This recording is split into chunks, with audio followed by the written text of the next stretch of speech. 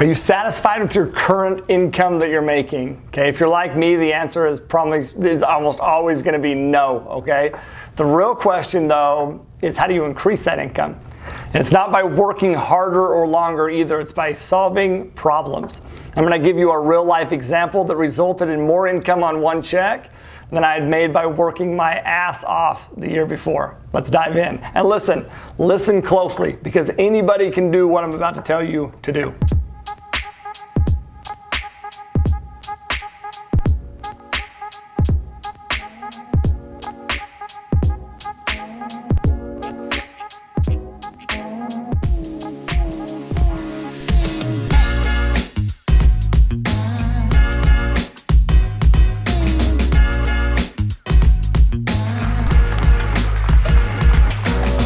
So I'd been flipping single family properties and running a web business, and don't get me wrong, I'm very grateful for what those ventures provided me, but there was never a point, not one time, that I was passionate about those. And it's because I just didn't see the end game of those. Because of that though, I was continually on the hunt for something that could be the end game.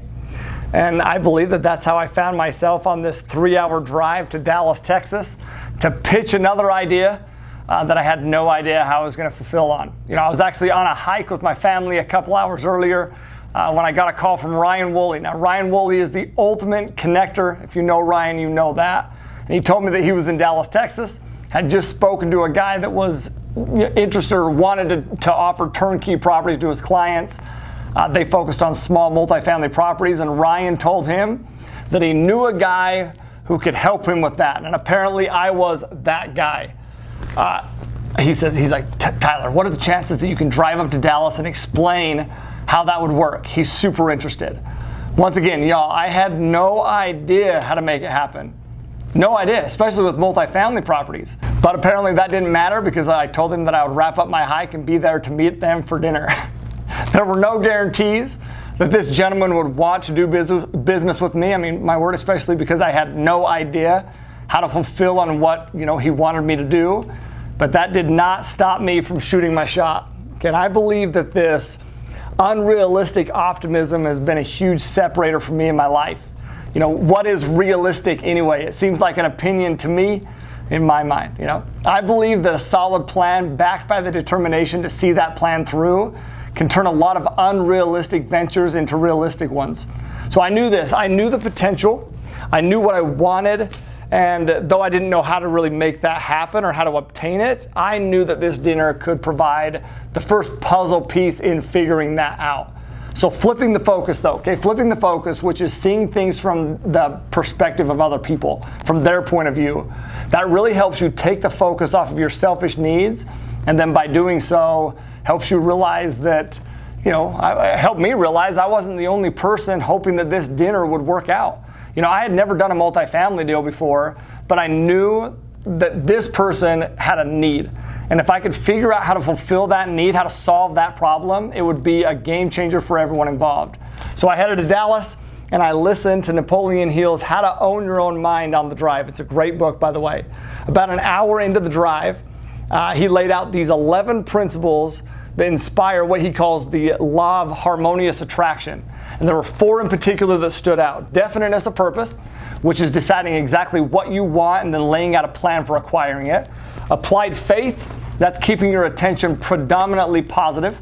Also going the extra mile, which doing so creates this added momentum behind somebody's efforts, and that inspires cooperation. And then number 4 is organized individual effort, and which is just organizing your plans and analyzing them and then making sure that they're sound and solid.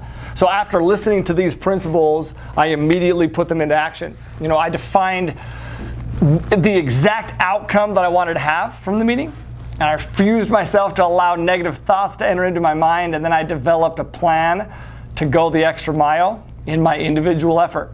So here's what I did. I took the initiative and began to plan everything out, dinner everything out. I called Del Frisco's. That is the most expensive steakhouse that I knew of. I made reservations and then arranged for a black Cadillac Escalade to pick us up at the hotel.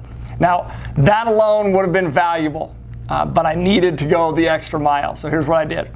When I was making the reservation, I inspired the hostess to go the extra mile as well.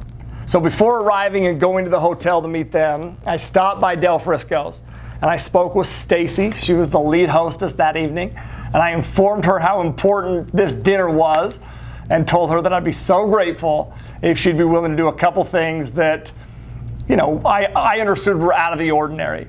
Once again, I flipped the focus though, okay? I knew this. I knew that the hostess never got tipped. I knew that. I knew that because they were always complaining about it when I waited tables back in the day. So once again, I had a need, but so did she. And fulfilling her need, right, was the only way to assure that mine was fulfilled as well. So I had two requests for Stacy. One is that she greet me by name when I walked in. And two, that she reserved the best table that they had in a quiet location that would allow for a solid business conversation. I gave her $20 for even having the conversation with me, but I didn't have the rest. So I told her I had to run to the ATM, which I did. And I told her that I would tip her $80 more when I got there, and she greeted me by name. So I also told her that if I didn't do that, if I didn't, tip her the $80, she could give me the shittiest table in the restaurant. And I'm going to tell you right now, parting ways with $100 before I even sat down, knowing that dinner was going to be a lot more expensive than that was a lot for me at that point. $100 was a lot for Stacy too, though. And it definitely inspired her to go the extra mile. I walked in the door with the gentleman and at dinner, and she greets me. Mr. Devereaux, it's so great to see you again. I was so excited to see your name on the reservation list this evening. I reserved a table for y'all this way. Follow me this way. Ryan, who had set up this whole meeting, right, he was baffled. He couldn't believe what was happening. And listen, I have no idea what was going through this gentleman's head, but I imagined it in my mind. I imagined it to be something along the lines of like, fucking, hey, who's this dude, man? He's a freaking baller. Let me help you understand the magic of what I just laid out for you, though. And the reason I was able to lay that out for you is because Carnegie and Napoleon Hill laid it out for me. That there's this chance, right, that none of this had an impact on the gentleman that I was going to dinner with. But that didn't matter. It didn't matter because in my mind, it did have an impact. And that resulted in this confidence that I needed to close the deal. The rest of the evening was fantastic. I didn't spend time telling him the things that I could do because I had no idea what to do or how I could do it or how I would do it. Instead, I spent the evening asking him what he'd like us to do, what his problems were, what his vision was, what his worries were, and what his clients' needs were. In other words, I showed interest and gathered the intel that I needed to bring him a solution that he wouldn't be able to refuse. Walking into the hotel room after dinner that evening, I still had no idea how to make it a reality. But that unseen force of harmonious attraction was already going well on its way and going to help me find a way to do that. All in all, I had invested money with no guarantees that any of it would pan out, and I'm so glad that I didn't let that stop me. That first deal solidified for his clients consisted of 20 units and resulted in the biggest profit check that I had ever cashed, which was $160,000. Shit, I'd succeeded, right? I'd succeeded because I had no choice but to succeed. The lesson I learned is to never let an opportunity pass you by merely because it seems unrealistic.